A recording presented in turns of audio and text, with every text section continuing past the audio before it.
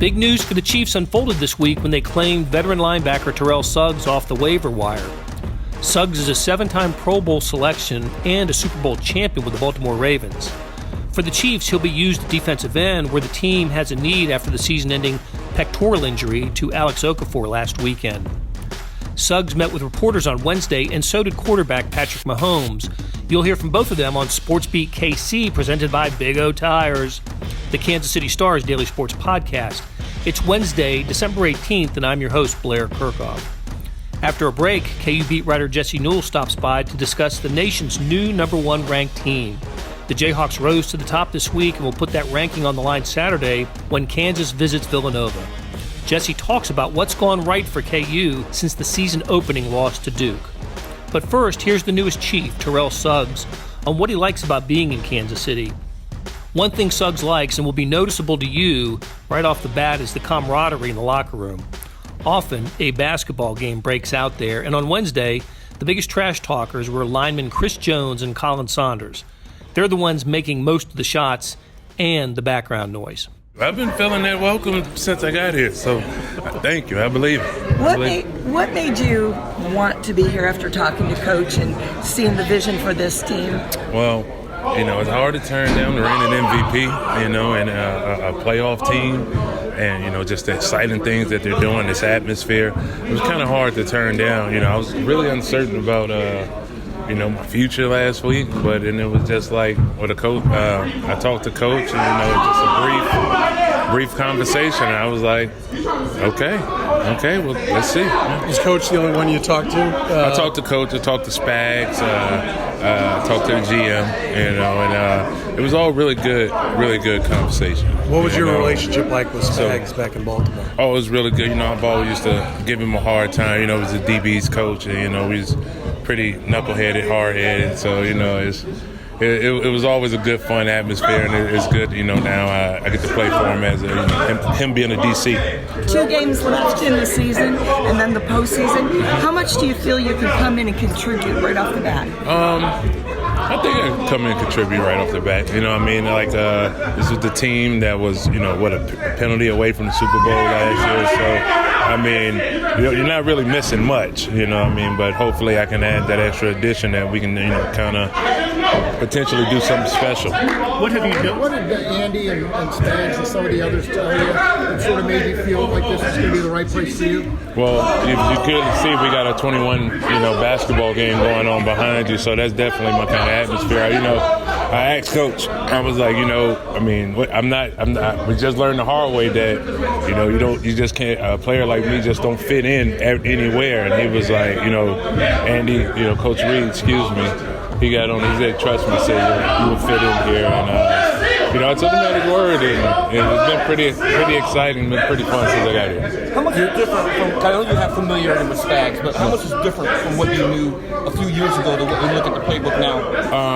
Well, of course, you always want to, get your football IQ higher. You know what I'm saying? Spags, he's definitely involved. He's been a head coach. He's been a, defensive coordinator before. I'm not sure that anymore, he can learn, you know what I'm saying? But he's been doing a good job just evolving the defense, kind of involving, how players play and how to do certain calls. So, that right there, that can help a guy in the 17th game. One of the things that Andy talked about was you're a meticulous note taker.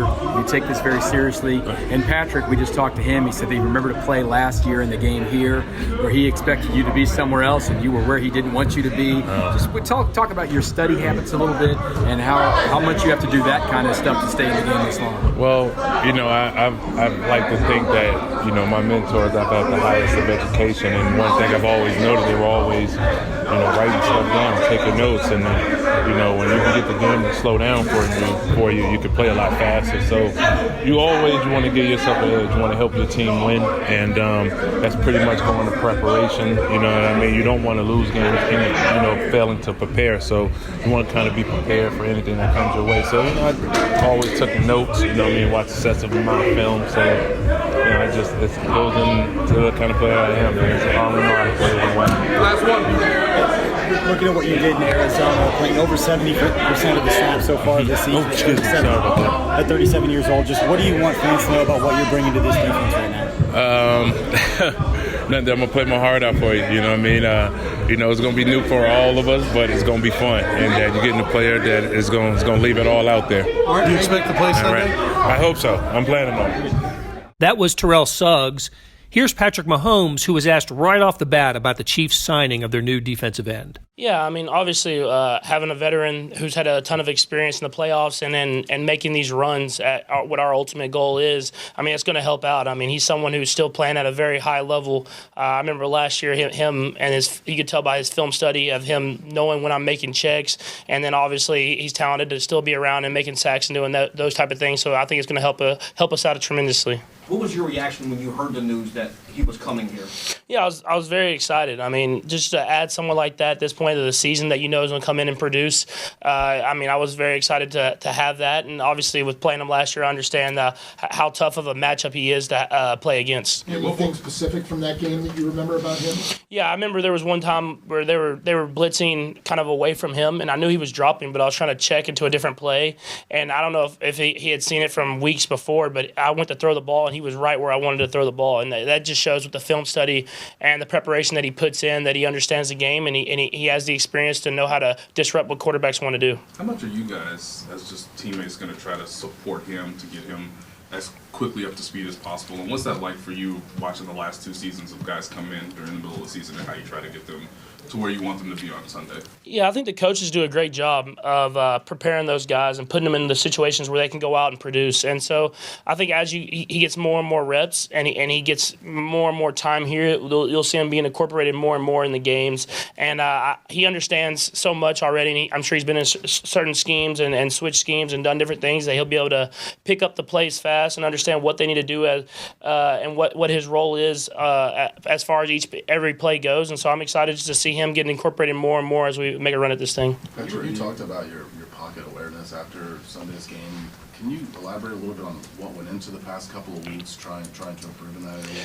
Yeah, I think just working on as form and mechanics as far as keeping my knees bent and doing those things, and then hitching up and really throwing it the right way, and not just relying on my arm on every single throw to throw a fadeaway up or whatever it is, and really just going through the fundamentals. And that's stuff that I've worked on my entire career, and I'm going to try to keep working on it moving forward. Is that something that because you're able to make those other throws, is that why you think you get in those habits? Yeah, I think it just goes with the season. I mean, as the seasons go on, I mean, they are long football seasons, and I think as your legs get tired and you start relying more on other things, that you kind of compensate and do different things that you don't do whenever you're working and training. And so I just kind of went back and looked at it and then really focused on this last week of just making sure that I was using my legs and doing those things. When you reviewed Sunday's film, did you feel like this was one of the better games you had played maybe all season as far as complete? Yeah, I thought I did a good job of taking what was there, and then whenever the shots presented itself, I went with them. Obviously, I wanted to be better. I thought I could have done a little bit better in the second half of moving the ball, and then in the red zone, I think was a big thing of not coming away with touchdowns. And there was times where I think I missed Tyreek on the shallow, and I kind of went right past him, and then I was late to him. And then when you get in the red zone, you want to make sure you come out with touchdowns and not field goals. From your rookie season, what do you remember about Matt Nagy and what he meant to your development? Yeah, I mean, obviously he was an awesome coach, and he helped me out a ton of helping explain things to me as I was coming from a totally different offense to this one, and he really helped me with just presenting it in ways that I understood and was able to pick it up so I could go out there and have success whenever I was in practice or in preseason games or in the last game of the regular season. And, I mean, he's a great human being, but also a great coach, and he really understands how to get the best out of his quarterback. How much did your reaction to the Pro Bowl news for yourself and teammates that did and maybe didn't make it should have? Yeah, I mean, obviously it's a tremendous honor to be voted on by fans and teammates and then coaches and other players from around the league and getting this honor. But, I mean, that's not our ultimate goal, but it is a tremendous honor to be voted in there. Patrick, we're on a countdown for another timeline. Week from Christmas. Learning this will be your third Christmas in Kansas City. What are you looking forward to? Anything special planned? Yeah, well, I mean, I'll probably spend it with the family as much as I can, but it's on a Wednesday, which is kind of a rough day. You still have to be out here and practice and prepare yourself. But you're definitely going to enjoy as much as I can with the family and try to spend some time with them. Do you have a lot of family coming in? I don't this year. I did last year, but with this year and how the schedule worked out, I think they're going to come in right after, and I'll be able to spend some time with them on that Friday. And we asked Coach Reed what was his standout gift. Is there something that jumps to your mind from Christmases past that you remember? I think the biggest one I remember getting was a basketball goal, and so Santa brought me that, and I was able to go out and play basketball with all the neighbors and all that different stuff. And I remember that I ended up actually breaking the goal about a year later. On purpose? No, I was doing like half court shots, and I was like throwing them with like the full baseball form, and it shattered the glass. Patrick, the Bears are eliminated from the playoffs at this point. They have a very good defense. So what sort of motivation, or what sort of a motivated team do you think you'll see Sunday night when you face them? Yeah, any night you play on Sunday Night Football, I mean, teams are going to be motivated and wanting to play their best football. And like you said, they have a really good football team. Obviously, their season hasn't went the way they wanted to, but you saw them last year, and they still have those same players. They have a very talented team and a very talented defense, and so we expect them to be energized and ready to play. And so we're going to go out there with a mentality of getting to play a really good football team in a really good atmosphere. On that Pro Bowl stuff, it was the three quarterbacks in the AFC, it's you and Lamar and Deshaun, young guys, right? 22, 24 years old. Just what do you think about that group? You know these guys a little bit. You competed against them. Is it kind of, that you feel like you guys are taking over the AFC? The NFC guys are a little bit older in the Pro Bowl? Yeah, I don't know about taking over the AFC. I mean Brady's still here, so I mean it's about just going out there and producing whenever we get our opportunities. And those guys work hard. I've seen them. They've had success at every level they've been at. And I mean we just go out there and do what we can to win. And this year we were lucky enough to be voted in, but it's still a long way to go until you take over the AFC or do anything like that. You and Mitch are always going to be linked to the 2017 draft class. Going through that process, did you get to know him much? What did you kind of learn about him going through that? Yeah, I got to. You're on all those visits and you get to meet him and do that. And he's a great guy, someone that I know works super hard and has had success and kind of the same thing everywhere he's been. He's kind of been able to go out there and win football games. And so I've got to meet him a couple of times now. I saw him at the Pro Bowl last year, and I know that he's had a lot of success and he's still building to have a great future. A couple more guys. I haven't talked to him this season, but I'm sure I will in the off season. And you kind of go with guys like that and try to really you try to go with guys like that and really understand what they're thinking and try to get better together. Going off of Matt's questions, you've had to wait a while since the schedule came out in April, but was there a part of you that really was eager and circled this sort of game on the calendar, knowing Matt Nagy, understanding Mitch from the draft, and understanding that it was probably going to be on Sunday Night Football? How much have you looked forward to this particular game? Yeah, I mean, when you get to play great opponents and great atmospheres on Sunday Night Football, you are ready to play games like that. And so, obviously, you want to get bragging rights with Nagy and Mitch and all these guys to kind of joke around with. But we understand that they're a great team and that we're going to have a great chance to play a great opponent in a great atmosphere. The biggest sale of the year is happening now at Big O Tires. Buy 2 tires, get 2 free on select tires in stock. That's 2 free tires when you buy an alignment and tire protection package. That's 50% off tires at Big O Tires. It's going on now, but it all ends soon. Buy 2 tires, get 2 free at all participating Big O Tires. Installation additional, plus shop fee of up to 10% of non-discounted retail price, not to exceed $35. Hurry, sale ends Monday, December 23rd. Hey, it's Blair. Hey, we have a special subscription offer for SportsBeat KC listeners, unlimited digital access to the Kansas City Star's award-winning sports coverage. Sign up now for 1 year of Sports Pass for access to all the sports news, features, and columns we have to offer. And it's only $30. That's a 40% savings off our regular rate. For your convenience, your subscription will automatically renew after the initial term at $50 unless you tell us to cancel. A lot of subscription services won't tell you that. They'll just sneak it on there. We just told you. Your subscription helps support the sports coverage of kansascity.com and the Kansas City Star. Please visit kansascity.com/SportsBeatKC offer to get this special offer. And as always, thanks for listening. Jesse, how you doing? Doing good, Blair. How about yourself? Doing okay. You got a big game on Saturday. Probably the game of the day in college basketball, KU at Villanova. These guys, they've had a nice little series, haven't they? In the regular season, and they find each other in the postseason. Yeah, they absolutely do, and it is sort of a fascinating clash here. And when these teams signed up for a home and home, I thought it was pretty interesting for both schools to do that, just because you've seen kind of both of these coaches have success in sort of different ways, and you've also seen a Villanova team offensively, what they do. It sort of matches up against what has been a weakness for KU basketball, which is trying to defend the arc. And so that storyline will kind of continue into this year. We saw bombs away in 2018 where Villanova just hit 3 after 3 after 3, and then last year they did a little bit of that in Allen Fieldhouse. Bill Self made some adjustments defensively, and KU was able to come away with a nice win with LaGerald Vick sort of going wild down the stretch with making crazy shot after crazy shot. So this has been a good series, and again, two coaches I think that very much respect each other, but for this particular Kansas team, now number 1, going to its first road game, this should be very interesting and a good test for the Jayhawks. It is the first true road game of the season for KU. I noticed that the Jayhawks were one of a handful of teams. I was looking at the net. The first net rankings were released this week, and you get records and all sorts of circumstances, including road, and Kansas, of course, 0-0 on the road. But a handful of other schools have not played a road game as well.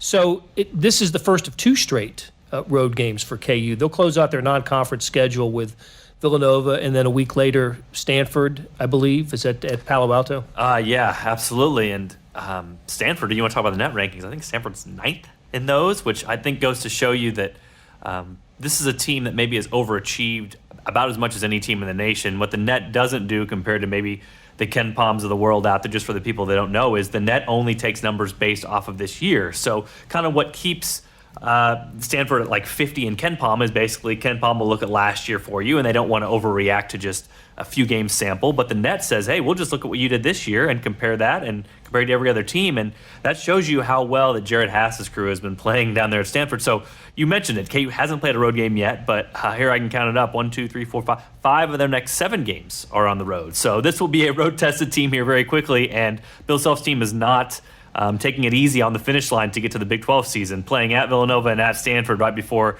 you play home against West Virginia and at Iowa State. That's definitely ramping up for the real part of the schedule here. All right, Jesse, what's gotten KU to number 1? What has gone well for these Jayhawks since the opening night loss to Duke? 9-game winning streak. You know, it's weird to say this, but I kind of wrote about this at Sprint Center a little bit after their last win over, it was UMKC this past Saturday. But it's difficult to say this about a team that has 5 level 1 violations levied against them right before the season started, and that has this NCAA cloud kind of hanging over the top of them. But there's been very little drama on this team. To be completely honest with you, I think Bill Self is very happy. You remember last year, and again, I was not in the locker room. It was hard to tell, but you could kind of just sense some. We talked previously about LaGerald Vick, what was happening with him, and Quentin Grimes, what was happening with him, and Charlie Moore, what was happening with him. It just seemed like there was kind of storyline, and then you had the notice of allegations and the stuff on top of that to add on to it, and the team that did not continue the streak. It just seemed like there was a lot more, I don't know what to call it, internal drama or, at least some static. So whatever the case may be, it seemed like any time that the team started to take a couple of steps forward, you'd take a step back, and then they dismissed LaGerald for good, or he left the team for good. There was just a lot of things happening. And for this Kansas team, it's been, again, I think for your Bill Self, you knock on wood a little bit, but it's sort of been smooth sailing. You know, this team seems to have a lot of players that are becoming more unselfish over the time. They're becoming like Bill Self's best teams in that they're very much fitting into roles and thinking unselfish thoughts. And you have guys that are kind of just doing what they can do and then not trying to do what they can't do. And you have some perfect examples. I mean, Marcus Garrett, he improved his offense a little bit. He's making some threes. He's getting some drives to go, but he's continued to be the great defender he is.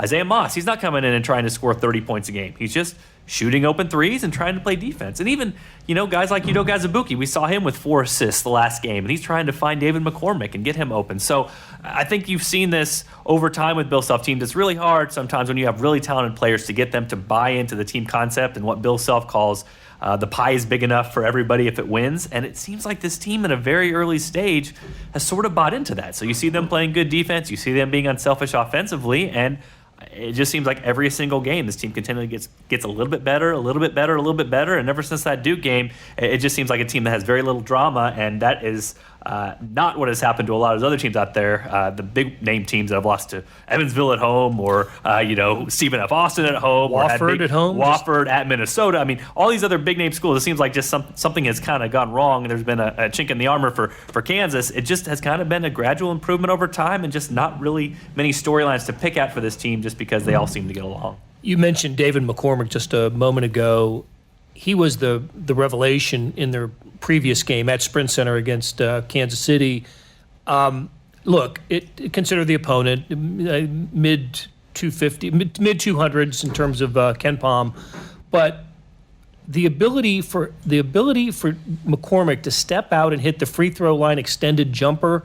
He's a good free throw shooter, by the way, but for him to hit that jumper, that's what Bill Self had in mind, did he not, when he thought about playing Udoka and McCormick together? Yeah, it is. Because it's a matchup.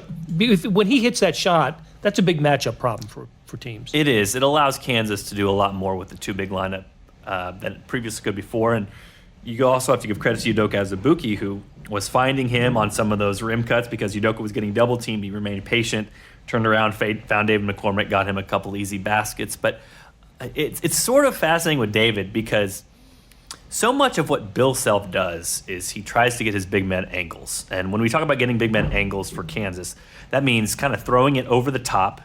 Bill Self always preaches to aim to the corner of the backboard, have the big man go up and get it, and when he catches it, there's nobody between him and the basket. So you're basically getting your big man a dunk or a layup. And what we see from that is, okay, Udoka Azubuike is a master at angles. I mean, he's shooting 83%. So a lot of his shots are uncontested. How many in a row?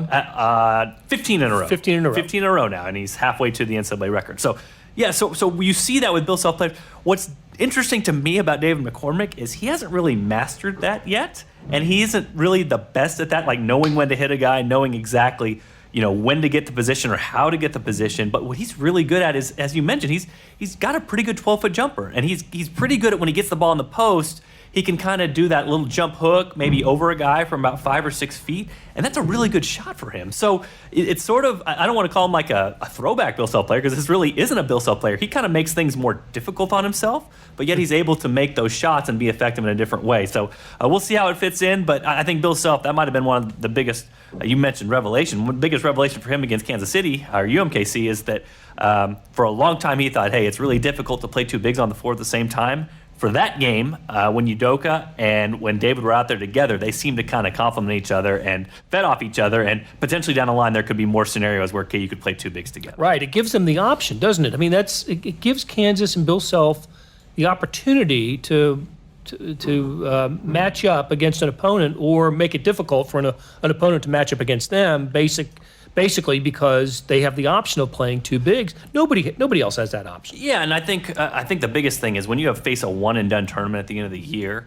I always call it chameleoning yourself. It's I great. Like that. It's great to have a style you play and say, oh, this is how Kansas plays every single time. But sometimes you hit a matchup and you're saying, okay, this calls for something different. And so I think Bill Self went into the season saying, this team needs to have primarily a two-big look. And I think as it's gone along, he's kind of thought, well, maybe you can just kind of be a little bit of a master at both. And that way, when you get to the tournament and there's a super big team you're playing and you want to match up with them, or they have two guys on the court that can't shoot threes, you can overwhelm them on the glass. You can play two bigs. Or if a team is super tiny and they're like an Ivy League school and they want to shoot from the outside, okay, you bring Isaiah Moss in. And maybe that's not the game that David McCormick gets as many minutes. But I think for Bill Self, it's kind of nice to be a little bit bulletproof. You want to be able to have the different styles, and KU's been good enough with the X's and O's lately where they have enough plays to run for both of those styles to really be a very difficult matchup either way you play. So I think this Kansas team, how it's shaped up and how Bill Self views it, is that this is a team now that is a little bit better off than it could be, just because, like you mentioned, Blair, they have different styles they can play,